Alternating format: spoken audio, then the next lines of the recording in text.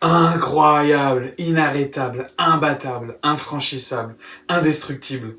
35 victoires d'affilée pour Iga Swiatek, qui atteint le record de Venus Williams. Bien sûr, le record de Navratilova de 74 victoires est très loin, mais pas inatteignable pour Iga Swiatek, qui a encore réalisé une performance de patronne aujourd'hui en finale de Roland-Garros contre l'américaine Cory Gauff, qui disputait elle sa première finale en Grand Chelem et qui a totalement déjoué.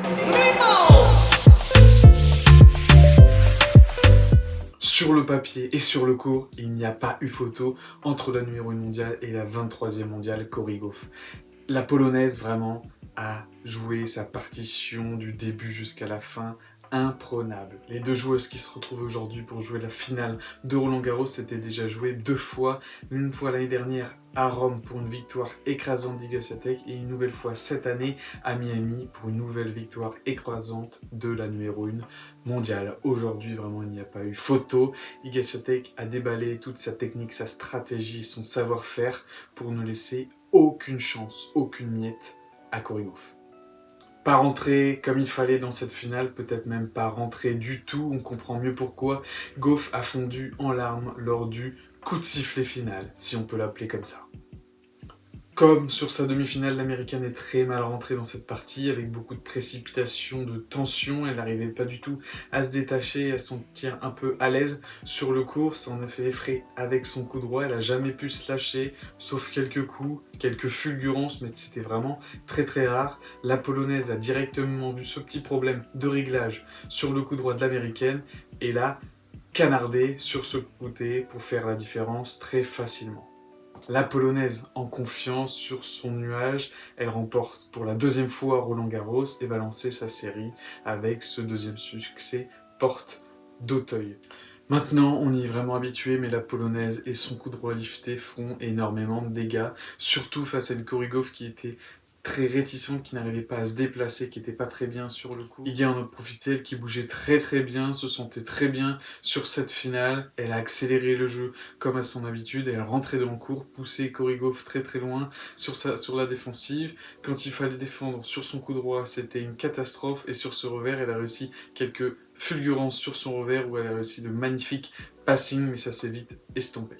La stratégie d'Iga Swiatek sur cette finale, c'était de jouer ses coups sur le coup droit de Gauff, comme je vous l'ai dit, et on a usé, ça a très bien fonctionné parce que l'américaine n'arrivait pas du tout à se relâcher, partait très très vite à la faute contre ses briques que lançait Iga Swiatek. Quand elle rentrait dans le court, elle imposait vraiment son rythme et il n'avait rien à faire pour l'américaine aujourd'hui, qui a essayé de résister mais qui s'est vraiment écroulée. Je me demande vraiment quand est-ce qu'elle est rentrée dans cette finale, si elle a pu rentrer dans cette finale.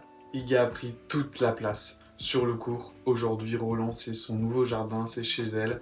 Elle est à l'aise et elle ne laisse l'opportunité à aucune des autres joueuses qu'elle affronte de se placer et de réussir à imposer leur propre jeu, parce que Iga Swiatek, c'est une joueuse qui prend les devants directement, qui accélère comme je vous l'ai dit, qui rentre dans le court, qui va très très bien sur son coup droit, mais qui a été très bonne aussi sur son revers.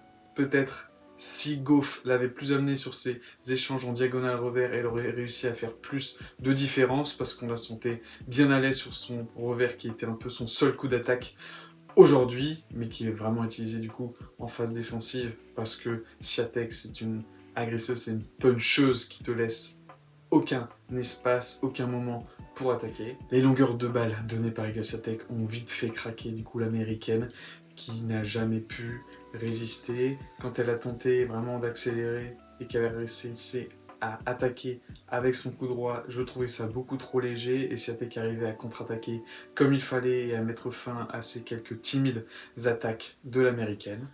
Gauff aujourd'hui était vraiment désabusée sur le court et elle craquait beaucoup trop vite, elle n'avait pas les armes tout simplement. Le pire pour l'américaine, c'est quand elle commençait à se trouver sur le court et qu'elle avait pris ses marques. Swiatek était tellement solide qu'elle a toujours un temps d'avance, réussissait à très bien contre-attaquer, que ce soit avec son coup droit ou avec son revers, pour justement mettre fin à ces petites offensives que je vous dis qu'ils étaient très timides de la part de Coco Gauff. L'américaine, pas du tout habituée à jouer si loin de sa ligne de fond de cours, est restée vraiment dans ses phases défensives qu'elle n'a pas forcément l'habitude et qui ne lui plaisent pas forcément parce qu'elle, c'est vraiment une joueuse qui est agressive en temps normal quand elle se trouve sur le court. Aujourd'hui, ça n'a pas du tout été le cas. La polonaise était très appliquée, sur ses services elle prenait son temps, elle trouvait les bonnes zones sans forcément mettre tant de puissance que ça, mais avec justement cette recherche de partir directement sur la bonne zone, elle mettait Gauff hors de portée et rentrait dans le court pour facilement conclure ses points. On est vite arrivé à la fin de ce premier set qui s'est conclu par un cinglant 6-1. 32 minutes, c'était réglé. Iga Swiatek avait pris les devants, le premier set en poche, elle avait une main sur la coupe et Gauff était presque à terre. Swiatek a vraiment réalisé un récital sur ce premier set. Elle a laissé aucun temps de répit à son adversaire qui n'avait même pas le temps d'armer ses coups, de bien se placer. C'était impossible pour elle de rivaliser. On retrouve au début de ce second set une américaine qui semble métamorphosée avec un regard différent, des appuis différents. Elle sent la terre battue, elle arrive à bien jouer ses coups, elle prend son temps, elle s'applique, elle résiste et elle break d'entrée. Elle mène rapidement 2-0 contre la polonaise qui semble être face à son premier trou d'air sur cette finale. Plus agressive, plus hargneuse, Cory vraiment s'impose sur ce court et déstabilise Swiatek qui montre quelques petits signes d'agacement, mais l'expérience de la numéro 1 mondiale aura raison d'elle car elle arrive à tout changer rapidement, à se remettre la tête à l'endroit, elle va revenir très très vite dans le game. On sent que la finale va commencer dans ce deuxième set parce que le premier c'était vraiment très difficile, on n'a pas vu Cory Gauff qui était sous l'eau.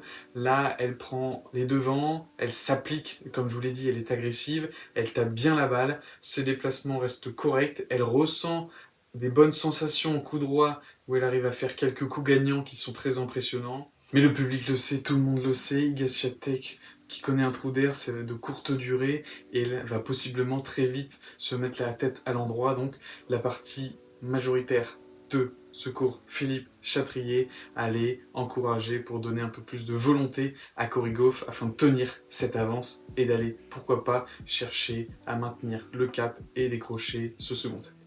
Swiatek a beaucoup donné lors de ses 2 premiers jeux et l'américaine mène 2-0, mais vite la polonaise se remet la tête à l'endroit et remportera 13 des 15 points disputés pour reprendre la main sur cette finale et elle mène 3-2, Coco ne rivalise plus, Coco est totalement dépassée. Finalement, ce trou d'air a duré juste le temps de 2 jeux pour donner peut-être un peu d'espoir à l'américaine qui n'a pas su forcément bien élever son niveau de jeu pour arriver à batailler dans cette finale. Et la polonaise est en route vers son 21e succès en 23 matchs à Roland-Garros. L'américaine a réussi quand même à monter un petit peu d'un cran par rapport à ce premier set et montre plus en plus de fulgurances qui sont très plaisantes à voir, mais ça ne suffit pas. Elle n'arrive toujours pas à la cheville de la polonaise qui, elle, engrange et continue à dérouler la machine, ses attaques en coup droit qui font très très mal. Les services de l'américaine ne sont pas assez puissants pour la polonaise qui se donne à cœur joie de retourner comme il faut. Elle réalise d'ailleurs de nombreux retours gagnants qui laissent sur place l'américaine. Maintenant, il n'a plus vraiment de choix pour Cory Gauff qui doit se mettre vraiment au niveau, aller dans le même registre peut-être que la polonaise. Elle aussi, elle doit prendre la balle très tôt pour lui donner plus de vitesse, pour plus laisser le temps à Swiatek de se replacer, mais aussi à jouer très long sur le court, chose qui n'a pas très bien fonctionné aujourd'hui pour l'américaine, au contraire de la polonaise qui a usé et abusé de ses longueurs qui ont vraiment dérangé l'américaine, qui ne savait plus où se placer, qui était très très loin de sa ligne de fond. En amont de cette finale, j'avais aussi pensé que ça aurait été bien de l'américaine mettre en place vraiment des tactiques différentes, aller plus sur des amortis.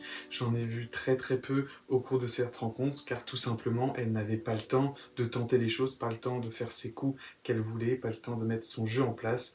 La polonaise était tout simplement trop forte et trop puissante et trop rapide aujourd'hui. À chaque mini-opportunité, à chaque balle un peu plus courte sur un échange, Swiatek s'en donne à cœur joie pour déballer son coup droit, lifter et faire d'énormes dégâts qui ont envoyé Coco Gauff dans les choux. Comme le résume très bien Justine Hénin, aujourd'hui Swiatek a vraiment mis une stratégie plutôt simple, mais elle est tellement forte dans l'application de sa stratégie, c'est tellement rapide, puissant et bien exécuté, il n'est tout simplement pas possible d'y faire face. La Polonaise est donc une sacrée égoïste, elle prend toute la lumière sur le court et laisse la place à personne d'autre et un peu plus qu'elle devait faire partie de la légende du tennis féminin. Et je finis sur ce petit mot par rapport à la finale. Je ne sais pas si vous avez remarqué, mais la Polonaise portait une casquette avec un petit ruban aux couleurs de l'Ukraine, un beau message de paix pour la championne de Roland-Garros 2022. Malgré que la finale soit passée très rapidement, c'était un grand plaisir de voir la nouvelle reine du tennis mondial. J'espère qu'elle va continuer sur sa lancée, pourquoi pas aller chercher de plus en plus de records. En tout cas, elle m'impressionne match après match et je ne vois pas jusqu'où elle peut s'arrêter.